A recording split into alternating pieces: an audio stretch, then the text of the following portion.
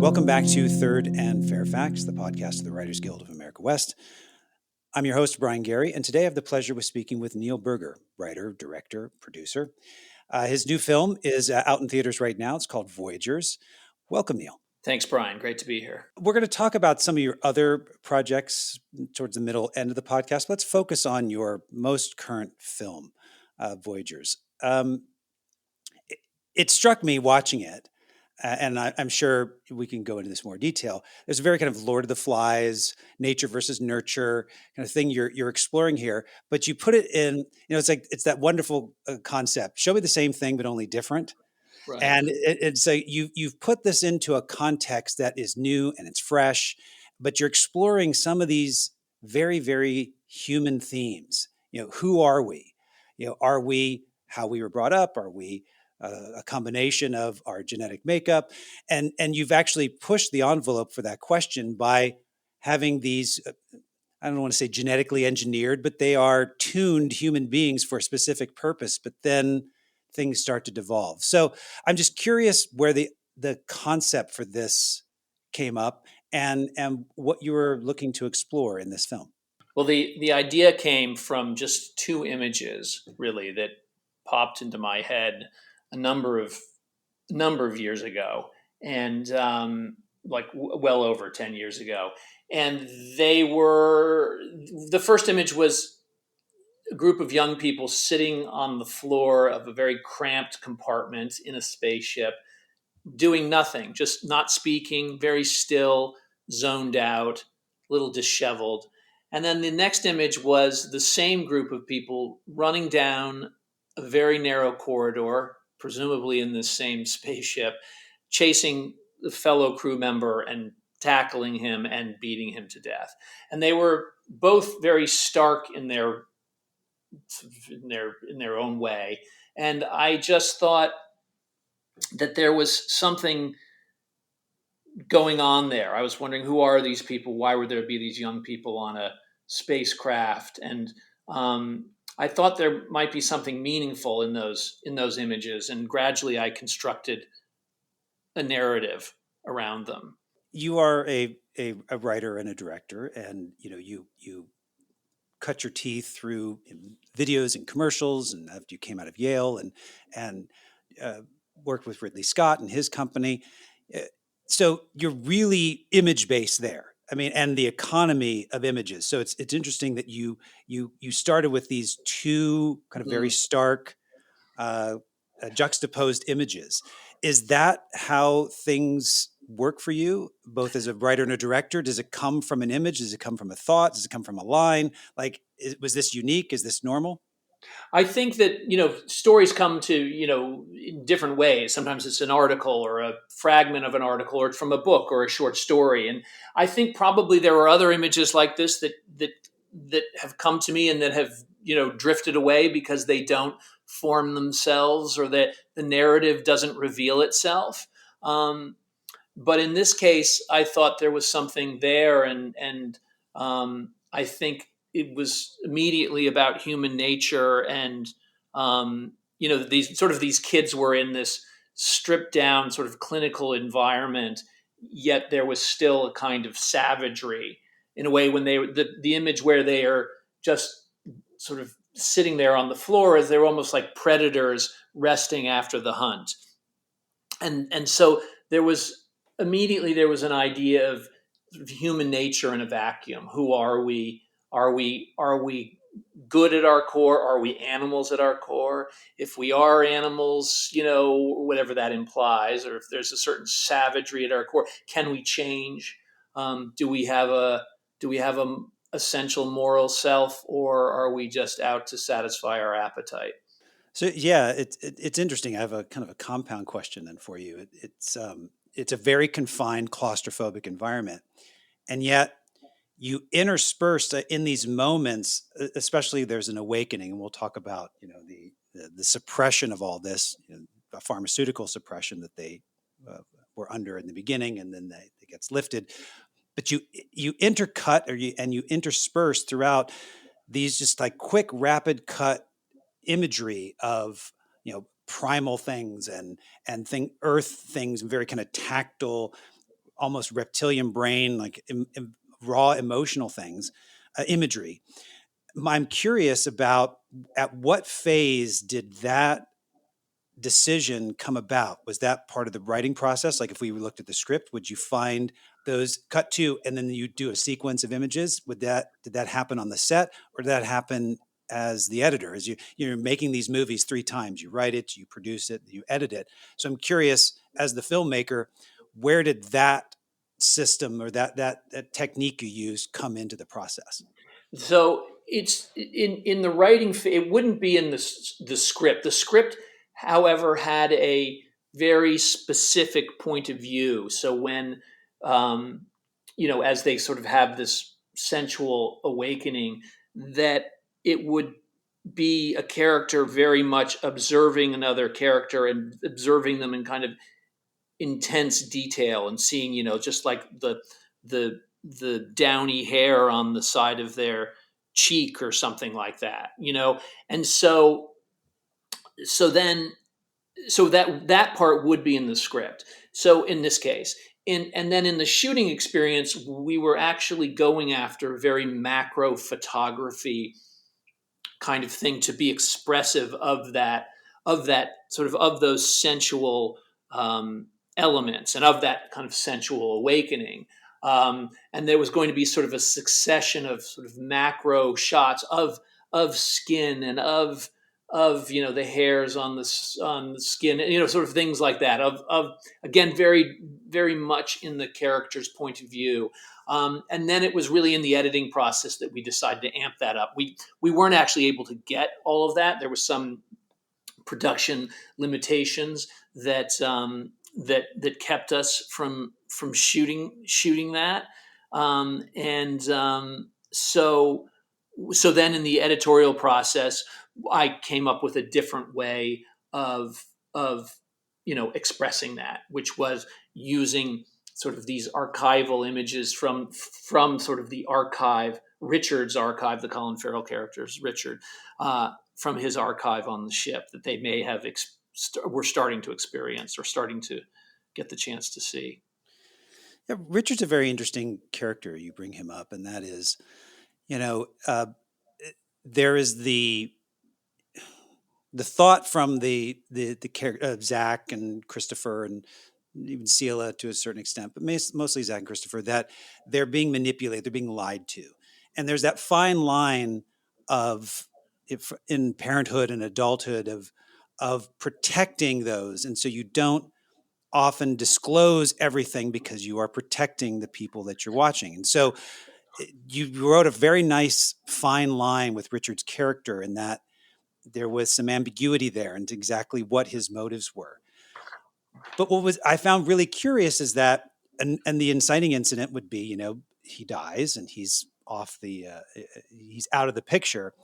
And then you'd have Lord of the Flies, where these kids are just set on this island and they are left to their own devices. What's interesting about this world you've created is there's still a system there. There literally is a manual and a protocol that they can follow.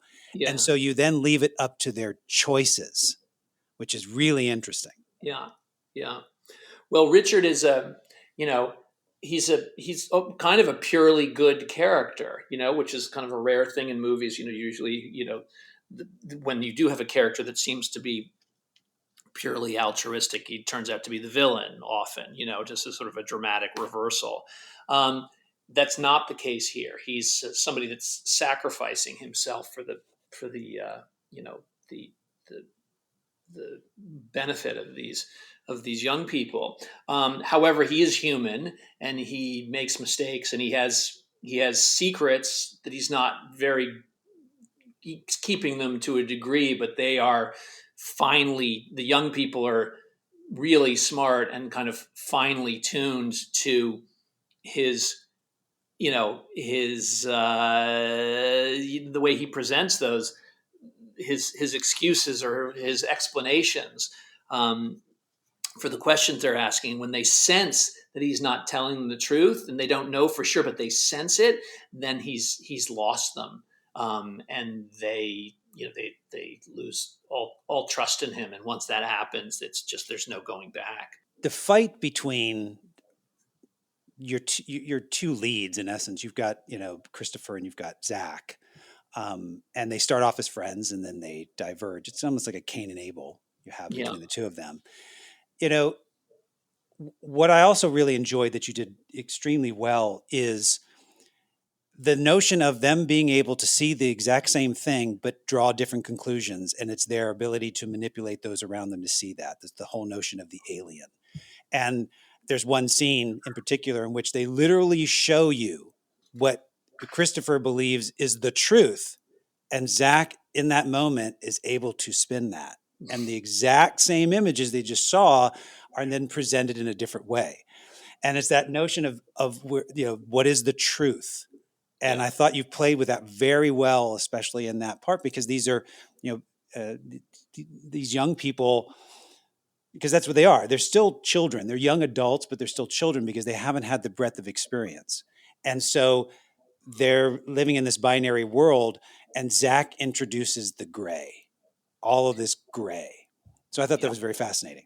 Yeah, I mean that's one of my favorite scenes in a way, because you're right. I mean that's a big part of the movie, is just that, like, how fear is a big theme in the movie, how it overtakes you, how it consumes you, and how you basically lose all rational sense and start making really bad decisions. And you're seeing something that's so clearly presented to you as a fact, and yet you can't see it. Look, and we see that in society all around us right now, and we have for years. It's existed. It Obviously, when I was making the movie, I was thinking about those those ideas, and how a leader can use fear to manipulate us, and manipulate us into doing all sorts of different things. Um, and I was kind of writing it as, you know as a cautionary tale, and then it just became sort of a commentary on some of the mob violence we saw, earlier this year. Um, but yeah, that idea of rational thought and how it can be manipulated was a big one. And some people have said, well, if they're so smart, how do they so easily fall for his manipulation? And I think we see it all around us. There's plenty of smart people who make all sorts of irrational choices based on everything but reason. So then you have this kind of the beginning part of the film, before this awakening. It kind of has a Brave New World aspect to it, or the movie Equilibrium, where you have to use some means of suppressing the thing that makes us a large part of as human beings. The emotion, the passion, all these you know, all these things that kind of fuel. Like in the movie Equilibrium, for example, you suppress everything because that's what causes war. So sure, we're going to lose art and creativity, but at least there'll be peace. Here is you got to keep these kids from going insane, especially as they go through their highly uh, productive years, both physically and from the reproductive sense. You have to kind of keep them focused on the mission and not go nuts inside of a coffin that they're floating around in. So I'm just kind of curious how all of that layer evolved in terms of how you developed. How do we keep them suppressed and then we'll explode it? What was the choice for a pharmaceutical? Why not breed that out of them and then see if it, kind of like Jurassic Park, life will find a way and it comes back in anyway. Right.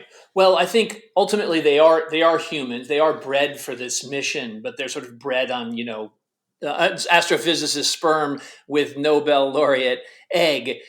So, but they still are human. Um, and the question, sort of from a research standpoint, there is a school of thought about sending humans on these long-term missions because humans are ambassadors. And so, but there's always the question of who's going to go on this one-way trip, who's going to go first. And so that's why, again, from the very beginning of the idea, it's like, why are these young people on this ship? It is because they've been bred for this journey. yet it is a confined space, and they're raised in what we call the habitat simulator, because it is the similarly confined space, so that they aren't going to know wide open spaces or miss wide open spaces or other people, so they won't go crazy on this voyage.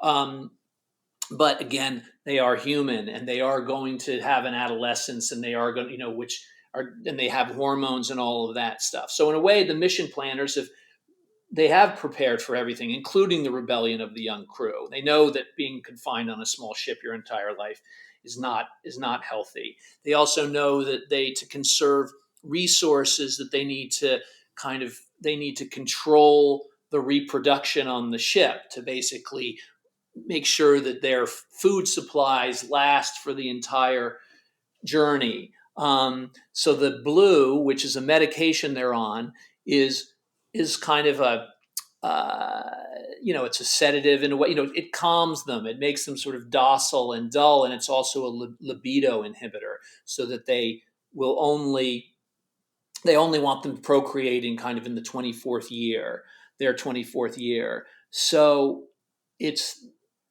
so they are on this preventive medicine, which they never would have found out about had not Richard been on the ship. And Richard originally wasn't supposed to be on the ship. They were supposed to just go, but he, having grown up with or been their sort of mentor and the behavioral psychologist that was training them, really one of their few contacts, um,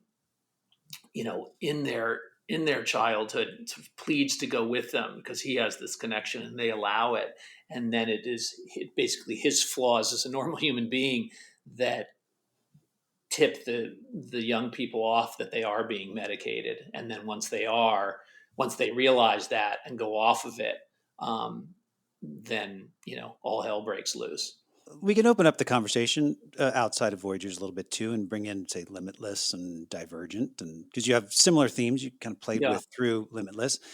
Do you feel any obligation towards what would be referred to as hard science? Meaning, when you're doing whether it's Limitless or even Divergent, they're both science fiction, very, very different. Voyagers, again, very different, but they do rely on a, a measure of science fiction in there as Mm-hmm. well.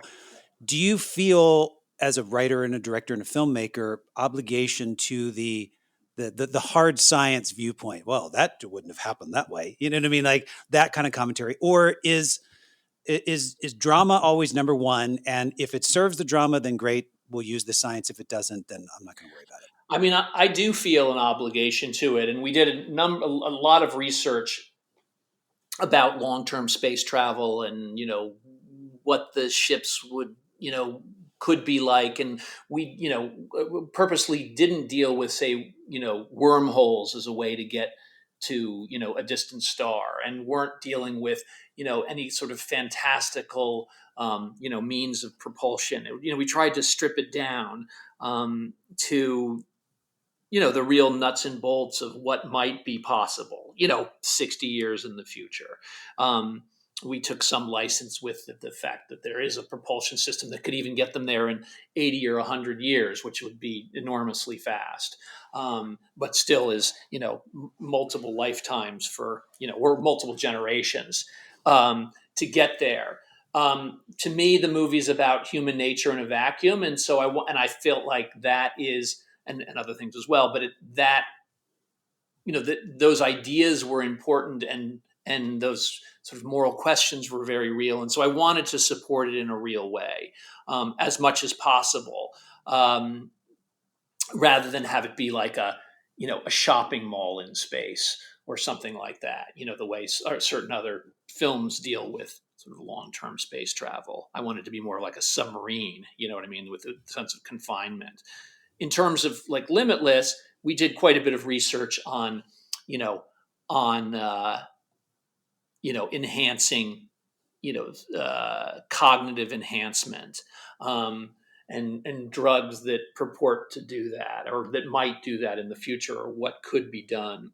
But obviously, there's a sense of he's picking up languages, even more quickly than would be possible. So I suppose the the idea, and the idea for me is like, can you be the can you change, can you be better, can you be empowered, can you be the best version of yourself? So I suppose those themes are the fundamentally the most important thing, and then I try to ground it um, as much as possible without killing off those sort of narrative and thematic ideas. Looking at Limitless for a second, uh, you directed another person's script in that. Mm-hmm. I believe is based on either a novel or a short Based on a story novel, yeah. novel, and then you directed that. What I'm curious about is as a as the kind of creative engine behind the film, you created this film, standalone piece of art. It then has the opportunity to be adapted into another medium, in this case, television. Mm-hmm. I believe you were involved in that process, correct?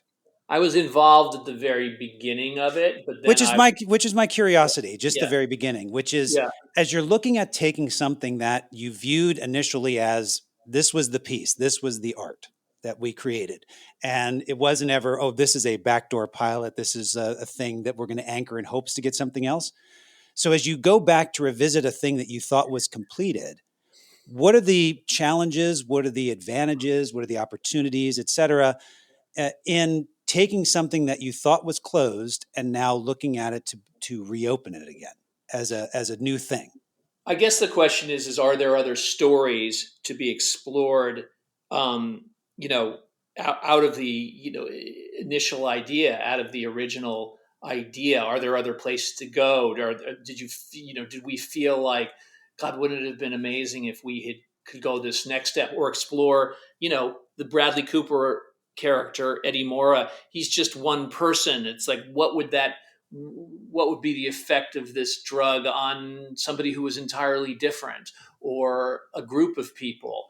So I think it's interesting, if there is a possibility or if there's something exciting about a further exploration of an idea or taking the idea and putting it into a different venue somehow or with different characters, then it's exciting. And if it can be kind of like a whole, um, sort of an enclosed idea. Enclosed is the wrong word, but if it can be kind of encapsulated, in something that is as kind of clear and potent as the original movie, then I'm all for it. I'm not sure that happened with the TV thing, and I wasn't involved in the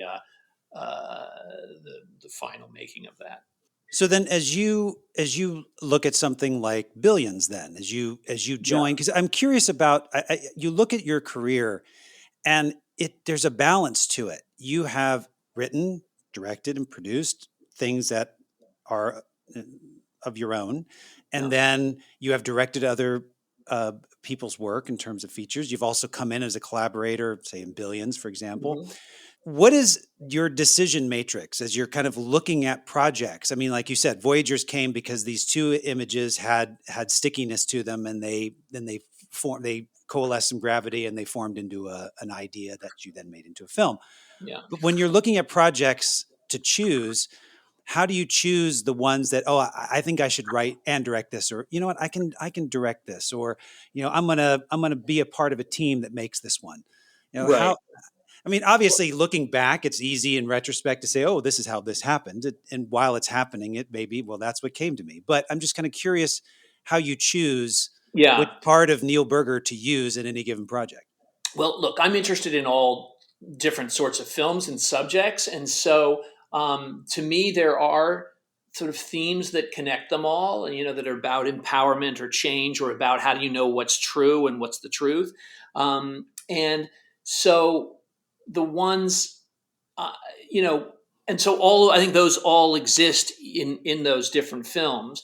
The way, look, I'm constantly developing and writing stories on my own that are to be movies, and sometimes they click and come into being, and other times they get stalled because an actor drops out, or we can't get the second actor, or we need more money than people are willing to give, or the money falls out.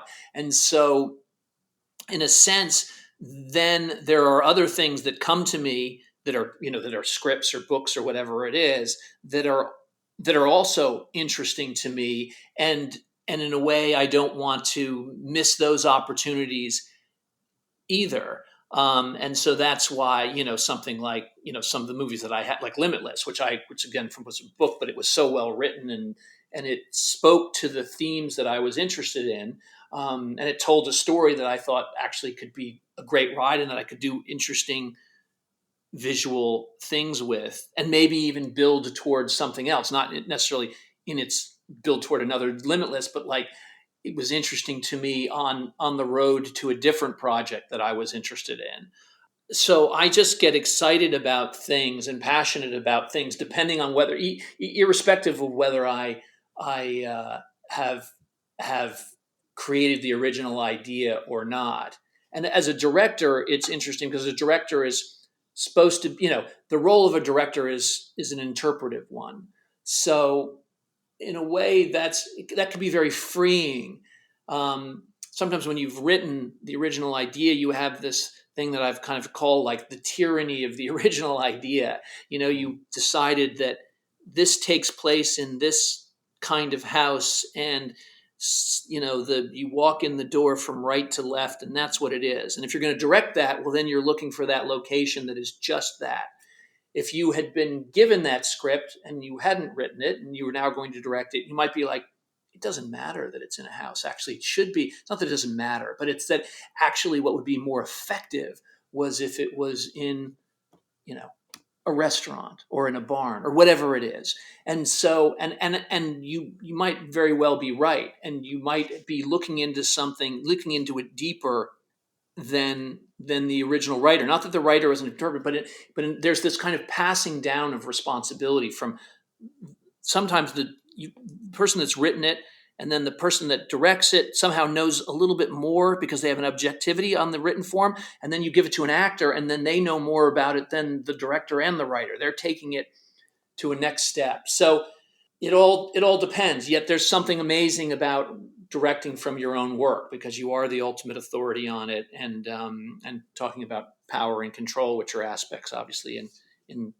in the movies. It's also an aspect in making the movie of being able to control it and to hopefully get your vision across as you intended it. That's a good opportunity to discuss just even briefly The Illusionist, which is a beautiful film. And when it came out in 2006, it really made some waves, got a lot of recognition. And again, looking at your filmography, it still stands out. It's not that it's like the Sesame Street, one of these things is not like the other. But it is different Yeah. than so many of the other projects that you've directed. You talked about Limitless, Divergent, etc. It does have some of the themes that you can see, but as the writer, director, like that was your sole vision. It does stand apart as Mhm. a very kind of different special thing. What is it about The Illusionist that you captured at that moment? You think that's slightly different, or maybe I'm wrong, and it actually is the cornerstone for lots of themes you've been exploring ever since. Well, it's interesting because it's the cornerstone for some movies to come, actually, that haven't been that haven't been made, that I've been trying to get made, which is interesting, that I wanted to make right after it, that I actually haven't didn't get the chance to, that I still want to. Um, I love the short story that it was based on. I love the ideas of it's about art and reality and perception, um, and what is real and what isn't. So I love what it's about, and it was because it's a period piece. You're able to play with some of those themes in a way because there's a certain kind of belief system that existed then that doesn't exist now. About do they have some sort of power, or do they what's just ideas of illusion, basically, and what we believe, what we're willing to believe, and what we won't believe. And I don't know, that movie just came together in a really great way, with stylistically and thematically and narratively, and with the performances. It's what you're always shooting for. It is hard to make period pieces. People don't want to make them generally, even though they seem to get made. Many of them get made, but there's always this sense, well, audience doesn't want to see that, and so other projects that have been similar to that, or whatever, what might be more related to that, or have become or have been more difficult to get made. So I wanted to look to the future then. And this last question for you here is, what are the themes that you want to explore? What are those ideas that are left to mine for you, or to go back to, that you want to explore a slightly different variation?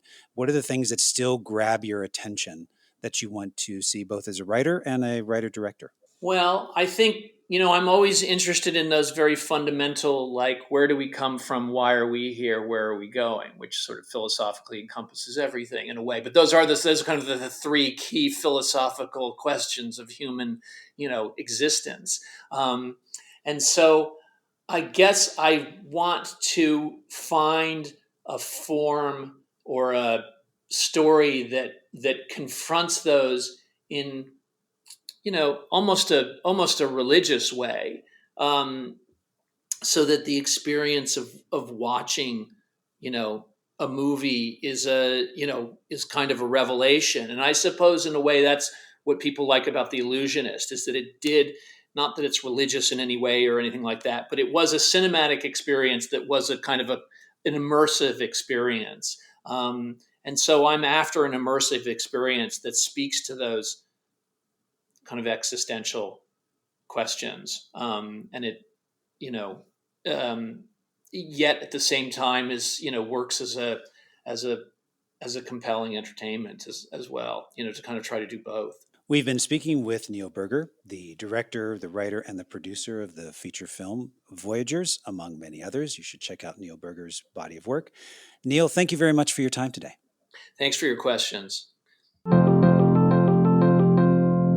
Many thanks for joining the conversation here on Third and Fairfax. If you have comments or questions, you can always send us an email, podcast@wga.org. And for the entire WGA podcast team, thank you for listening.